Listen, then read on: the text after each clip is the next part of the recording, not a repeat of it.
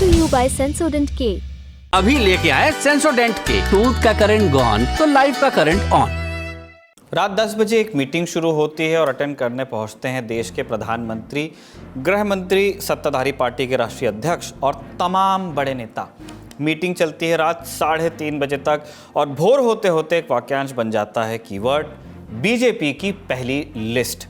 1 मार्च को पूरे दिन इसकी ही चर्चा होती रही। बात होती रही कि लोकसभा चुनाव 2024 के लिए भारतीय जनता पार्टी के उम्मीदवारों की पहली लिस्ट अब आई कि तब आई। 1 मार्च की शाम तक लिस्ट तो नहीं आई, लेकिन छन छन कर तमाम बड़े नाम सामने आने लगे। नमस्ते, मैं हूं निखिल और आप देखना शुरू कर चुके हैं दी लल्लन टॉप शो में हम विस्तार से बात करेंगे एक और पेपर लीक की, परीक्षा में धांधली की, लेकिन शुरुआत में थोड़ी बात बीजेपी की लिस्ट को लेकर सामने आ रही खबरों पर कर लेते हैं। 29 फरवरी की देर रात बीजेपी की केंद्रीय चुनाव समिति यानी CEC की मीटिंग हुई। मीटिंग में प्रधानमंत्री नरेंद्र मोदी, गृह मंत्री अमित शाह और भारतीय जनता पार्टी के राष्ट्रीय अध्यक्ष JP नड्डा पहुंचे। प्रधानमंत्री मोदी वाराणसी से, अमित शाह गांधीनगर से, राजनाथ सिंह लखनऊ से, स्मृति ईरानी अमेठी से, धर्मेंद्र प्रधान ओडिशा के संबलपुर से, ज्योतिरादित्य सिंधिया ग्वालियर से और संबित पात्रा एक बार फिर पुरी से चुनाव लड़ सकते हैं, ऐसा सूत्र दावा कर रहे हैं। इसके अलावा शिवराज सिंह चौहान को भोपाल या विदिशा से टिकट दिया जा सकता है, ऐसी भी बातें हो रही हैं। कोटा से ओम बिरला, जो कि हाल में लोकसभा अध्यक्ष हैं, उन्हें टिकट मिल सकता है। नॉर्थ ईस्ट दिल्ली से मनोज तिवारी, वेस्ट दिल्ली से परवेश वर्मा चुनाव लड़ सकते हैं, ऐसी भी खबरें हैं। कल शाम को बीजेपी में 7 बजे से लेकर रात के 3 बजे तक टिकटों पे चर्चा, मंथन पे मंथन, ये 2 हिस्सों में हुआ है। पहला हिस्सा प्रधानमंत्री जी के घर पर, जहां पर अमित शाह जी और नड्डा जी, वहां से वो तीनों पार्टी के शीर्ष नेता एक लिस्ट को फाइनल कर लाए। वो लिस्ट बाद में CEC के सामने चर्चा में रखी गई और वो बैठक करीब सुबह 3:30-4 बजे तक चली। तो बैठक जो फरवरी में शुरू हुई थी वो मार्च में आकर खत्म हुई और इस बैठक में माना जा रहा है कि करीब करीब 150 से 200 नामों पर चर्चा हुई। 18 राज्यों के नामों पर चर्चा हुई, 48 यूपी के नाम और कई प्रदेशों के काफी नामों पर चर्चा हुई। पहली लिस्ट में माना जा रहा है कि प्रधानमंत्री का नाम वाराणसी से फिक्स माना जा रहा है, अमित शाह जी का नाम गांधीनगर गुजरात से, राजनाथ सिंह जी का नाम लखनऊ से। ये ऐसे नाम, क्योंकि इन सब प्रदेशों पे चर्चा हुई। जैसे नितिन गडकरी का नाम इसलिए नहीं हो सकता क्योंकि कल महाराष्ट्र पे चर्चा नहीं। तो जिन प्रदेशों में गठबंधन है, जैसे महाराष्ट्र, बिहार और जहां पार्टी गठबंधन की उम्मीद में है या करना चाह रही है, तमिलनाडु, आंध्रा और पंजाब, वहां पे चर्चा होनी। हाल फिलहाल इसमें यूपी में गठबंधन पे है, वहां पर 6 सीटें पार्टी, 2 अपना दल को, मेरे ख्याल से 1 निषाद को, 1 राजभर को और इसी तरह करके 2 जो नया साथी जुड़ा है जयंत चौधरी RLD को देना चाह रही है। उस 6 सीटों में छोड़कर 74 सीटों पर पार्टी अपने उम्मीदवार लड़ेगी और आप मानकर चलिए करीब करीब ऐसा माना जा रहा है कि 20 से 25 नाम, 15 से लेकर 25 के बीच में कोई भी आंकड़ा हो सकता है जो गिरे। उसी तरह गुजरात एक एग्जाम्पल सेट कर सकता है जहां पार्टी 10 से 15 यानी करीब करीब 40% अपने सिटिंग MP बदल सकती है। वहां 2 केंद्रीय मंत्रियों के लड़ने की चर्चा है, मनसुख मांडविया की और पुरुषोत्तम रूपाला की। इसी तरह हरियाणा से भूपेंद्र यादव जी के लड़ने की चर्चा है। उड़ीसा से संबित पात्रा पूरी से फिक्स माने जा रहे हैं, कल चर्चा नहीं हुई। धर्मेंद्र प्रधान संबलपुर से फिक्स माना जा रहा है। कल सर्बानंद सोनोवाल के नाम पे चर्चा हुई, वो डिब्रूगढ़ से चुनाव लड़ेंगे। वहां डिलिमिटेशन करके काफी उम्मीदवार, वहां पे भी 4 से 5 उम्मीदवार, करीब 10 लोकसभा सांसद, 6 जो विधानसभा का चुनाव लड़े और 4 और बदलने की राजस्थान से चर्चा है। इसी तरह से 10 से 12 नाम मध्य प्रदेश से चर्चा है। वहां पे साध्वी प्रज्ञा जो भोपाल से सांसद हैं, लगभग तय माना जा रहा है कि उन्हें टिकट नहीं मिलेगी। दिलचस्प बात यह है कि जो वहां से लिस्ट आई है उसमें कैलाश विजयवर्गीय का नाम भी आया, जबकि वो मिनिस्टर हैं और MLA हैं। वहां से नाम नरोत्तम मिश्रा का भी है, जो बीजेपी की सरकार में मध्य प्रदेश में मंत्री थे और चुनाव हार गए। शिवराज सिंह चौहान का माना जा रहा है कि वो विदिशा से चुनाव लड़ सकते हैं। ज्योतिरादित्य सिंधिया का देखना होगा कि ग्वालियर या गुना, उनका मन गुना से लड़ने का, पर वहां पर जो अभी सांसद है KP यादव, जिन्होंने पिछली बार सिंधिया को कांग्रेस में रहते हुए रहा था, वो भी गुना से ही लड़ने का मन जता रहे हैं। उसमें आखिरी फैसला पार्टी हाईकमांड। अगर आप स्टेट वाइज देखें तो कल की चर्चा से जो लग रहा है सबसे ज्यादा सिटिंग MPs कहीं रिपीट होते दिख रहे हैं।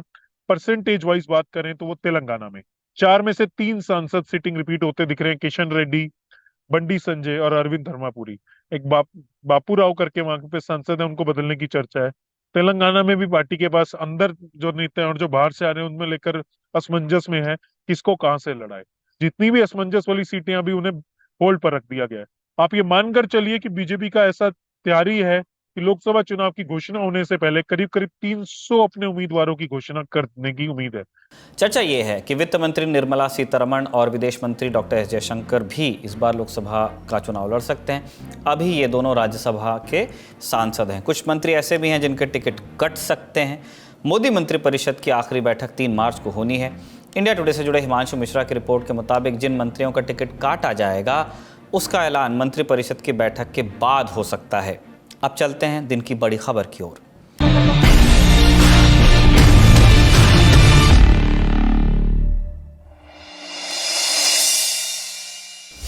एक सरकार में कितने मंत्री कितने मंत्रालय काम करते हैं गिनना बहुत मुश्किल होता है। जनता के हितों को सुनिश्चित करने के लिए कभी कभी नए मंत्रालय भी बनाए जाते हैं। अगर पैमाना यही माना जाए तो अब एक नया मंत्रालय बन ही जाना चाहिए, पेपर लीक मंत्रालय। पेपर लीक के 2 और बड़े आरोप अब हमारे सामने हैं। आज हम इन दोनों पर बात करने वाले हैं। उत्तर प्रदेश में 12वीं की बोर्ड परीक्षा में पेपर लीक के आरोप लग रहे हैं। सोचिए, 12वीं क्लास का पेपर लीक हो रहा है। यूपी में 2 फरवरी को इंटर का बायो और मैथ्स का पेपर था। दोपहर 2 बजे से पेपर शुरू होना था, लेकिन इल्ज़ाम है कि इसके 1 घंटे में ही आगरा में अलग अलग व्हाट्सएप ग्रुप्स पर पेपर घूमने लगे। बायो के पेपर का कोड 368GL और सीरियल 153 था। आरोप है कि पेपर के सभी पन्नों को ग्रुप में डाला गया। इसके अलावा गणित के पेपर का कोड 324 था। ये पेपर भी ग्रुप पर आ गया। इस ग्रुप में आगरा के तमाम टीचर, माध्यमिक शिक्षा विभाग के अधिकारी, प्रधानाचार्य और शिक्षक समेत करीब 900 लोग जुड़े हुए थे। इसी ग्रुप में कथित लीक पेपर आया। जैसे पेपर एक व्यक्ति ने देखा तो उसने लिखा कि ये तो क्या हो रहा है, पेपर लीक हो गया क्या। तुरंत पेपर ग्रुप पर भेजने वाले ने इसे ग्रुप से डिलीट कर दिया और ग्रुप छोड़ दिया। लेकिन तब तक वो पेपर जो मैथ्स और बायो के बताए जा रहे थे तमाम ग्रुप्स पर घूमने लगे। पेपर लीक की खबर उड़ने पर अफसरों के हाथ पैर फूल गए। सूचना माध्यमिक शिक्षा परिषद को दी गई और ग्रुप पर पेपर भेजने का आरोप विनय चाहर नाम के व्यक्ति पर लग गया। इसके अलावा केंद्र व्यवस्थापक विनय चौधरी, उनके बेटे और विनय चाहर नाम के व्यक्ति के खिलाफ तहरीर DIOS दिनेश कुमार की ओर से दे दी गई है। शिक्षा विभाग ने जीव विज्ञान और गणित के पेपर लीक की जांच के लिए 3 सदस्यों की कमेटी गठित कर दी है। इल्जाम है कि आगरा के ही अतर सिंह इंटर कॉलेज से पेपर लीक हुआ। तहरीर में जिस विनय चौधरी का नाम है वो इसी कॉलेज में कंप्यूटर विभाग में बताए जा रहे हैं। इस मामले में एग्जाम ऑब्जर्वर मुकेश अग्रवाल का कहना है कि सोशल मीडिया पर कुछ पेपर के तस्वीरें वायरल हुई। मामले की जांच की जा रही है। यूपी बोर्ड को इससे अवगत करा दिया जाएगा। प्राथमिक तौर पर कई केंद्रों में इस पेपर को दिखाया गया है, लेकिन इस सीरीज का पेपर वहां नहीं मिला है। मामले की जांच अब भी जारी है। ललन टॉप से बात करते हुए आगरा के ADCP केशव कुमार चौधरी के ऑफिस ने जानकारी दी कि मामले में FIR दर्ज कर ली गई है और 2 लोगों को गिरफ्तार भी कर लिया गया है और सभी आरोपों की जांच अब चल रही है। उत्तर प्रदेश में हाल ही में UPPRPB का भी पेपर लीक हो गया था। पहले भर्ती बोर्ड और यूपी पुलिस इसे नकारती रही, भ्रम बताती रही, फिर आखिरकार तमाम सबूत सामने आने के बाद पेपर लीक की बात स्वीकार की गई और परीक्षा रद्द भी हुई। 6 महीने में दोबारा परीक्षा कराने के निर्देश अब सरकार की ओर से दिए गए हैं।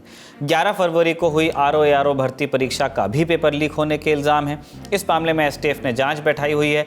इससे पहले भी यूपी से पेपर लीक या परीक्षा में धांधली, गड़बड़ी के कई केसेस सामने आ चुके हैं। कुछ ऐसे ही कुछ मामले हम आपके सामने रख रहे हैं। ये पूरी लिस्ट नहीं है, चर्चित लिस्ट है।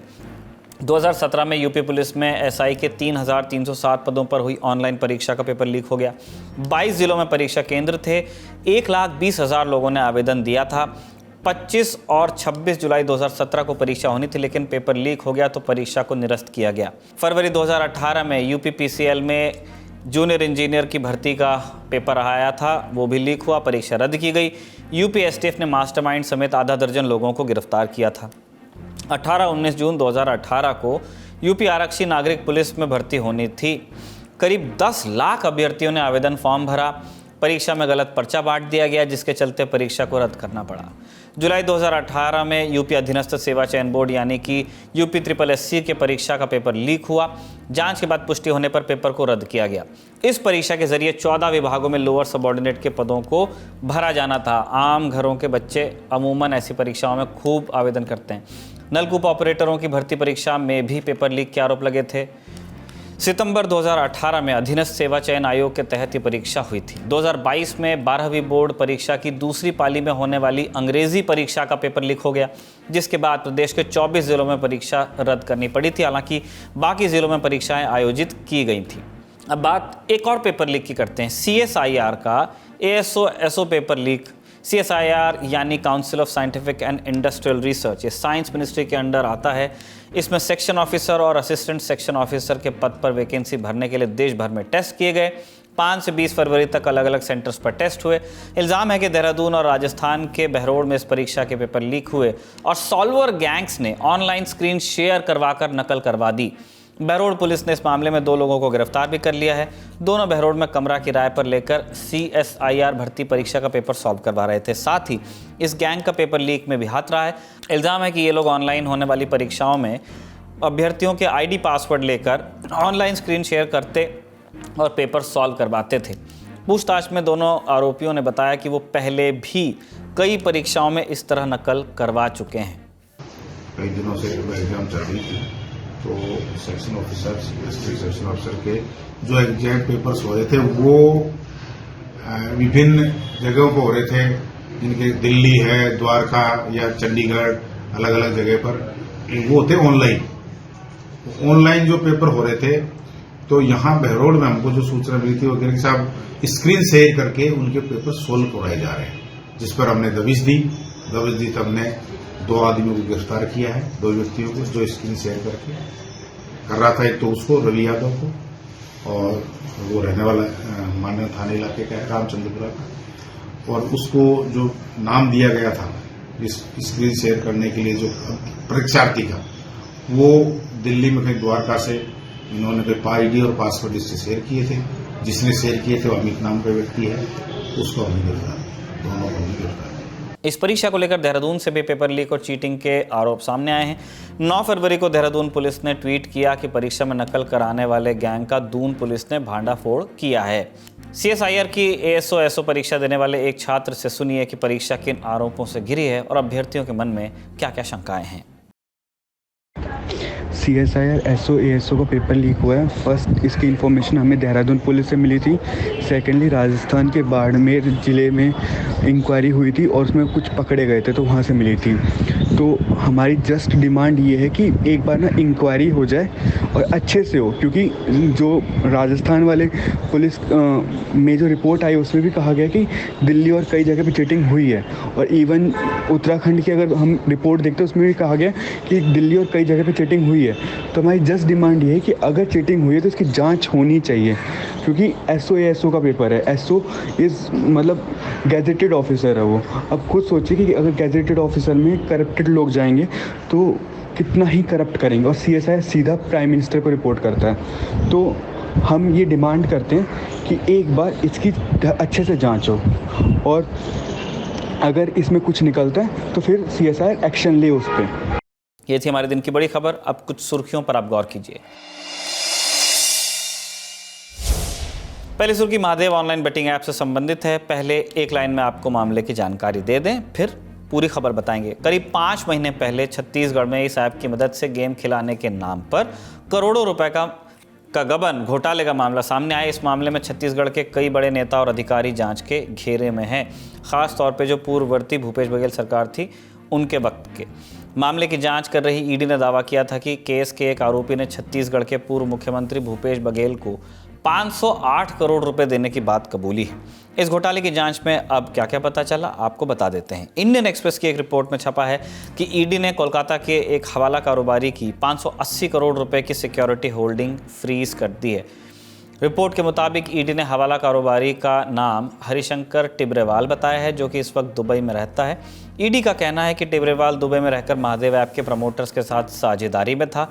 टिब्रेवाल स्काई एक्सचेंज नाम से अपनी एक अलग बेटिंग ऐप भी चला रहा था। कोलकाता में टिब्रेवाल के ठिकानों से 1 करोड़ 86 लाख रुपए नकद और 1 करोड़ 78 लाख रुपए की कीमती चीज़ें भी बरामद हुई हैं। इस केस में ईडी अब तक 1296 करोड़ 5 लाख रुपए फ्रीज कर चुकी है। इस मामले को हम ललन टॉप शो में कई बार कवर कर चुके हैं। कुछ के लिंक्स आपको डिस्क्रिप्शन में मिलेंगे। केस की डिटेल जानकारी के लिए आप इनको देख सकते हैं। अगली सुर्खी के लिए चलते हैं पश्चिम बंगाल, जहां के संदेशखाली गांव में महिलाओं के यौन उत्पीड़न के मामले पर भारतीय जनता पार्टी और बंगाल में सत्तारूढ़ तृणमूल कांग्रेस अब आमने सामने है।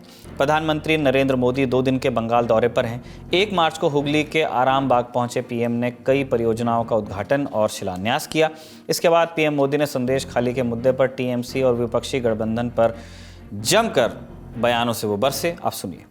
बंगाल की स्थिति भी आज पूरा देश देख रहा है।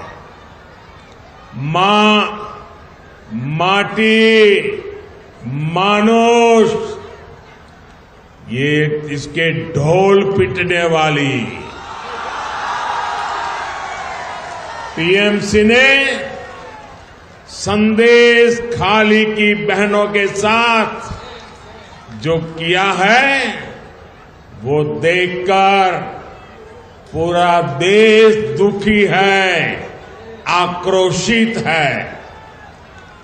और मैं कह सकता हूं कि राजा राम मोहन राय की आत्मा आज जहां भी होगी,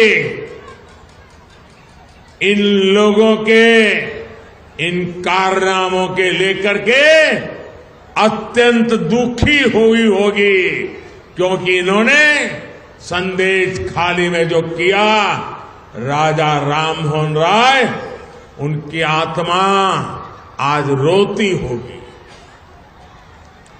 टीएमसी के नेता ने संदेश खाली में बहनों बेटियों के साथ दुस्साहस की सारी हदें पार कर दी। जब संदेश खाली की बहनों ने अपनी आवाज बुलंद की, ममता दीदी से मदद मांगी, उन्हें बदले में क्या मिला? मुख्यमंत्री दीदी ने, बंगाल सरकार ने टीएमसी के नेता को बचाने के लिए जो भी कर सकते थे पूरी शक्ति लगा दी। बीजेपी के दबाव में इन सारे नेताओं ने रात दिन लड़ाई लड़ी, माताओं बहनों के सम्मान के लिए लड़ाई लड़ी, लाठियां खाई, मुसीबतें झेली। बीजेपी के दबाव में आखिरकार कल बंगाल पुलिस ने आपकी ताकत के सामने झुक करके उस आरोपी को गिरफ्तार करना पड़ा। पीएम मोदी के इन हमलों का जवाब तृणमूल कांग्रेस की ओर से आया। तृणमूल कांग्रेस की ओर से एक्स पर कहा गया, बंगाल के लोग याद रखेंगे कि कैसे आपने उन्हें 2 साल तक उनके मनरेगा और आवास फंड से वंचित रखा और 2024 के चुनाव में वो आपको करारा जवाब देंगे। आपको जानकारी हो इसलिए बता दें कि संदेश खाली की कई महिलाओं ने तृणमूल कांग्रेस नेता शाहजहां शेख और उनके साथियों पर यौन उत्पीड़न के इल्ज़ाम लगाए हैं। कोलकाता हाईकोर्ट के आदेश के बाद बंगाल पुलिस ने 28 फरवरी के रोज़ शाहजहां शेख को गिरफ्तार कर लिया था। ये था आज का दी ललन टॉप शो। अब आपसे मुलाकात होगी अगले हफ्ते, जब ललन टॉप शो की नई किस्त आपके सामने होगी। उसमें आपसे मुलाकात हो, ऐसी कामना के साथ विदा लेते हैं। शुक्रिया, शुभ रात्रि।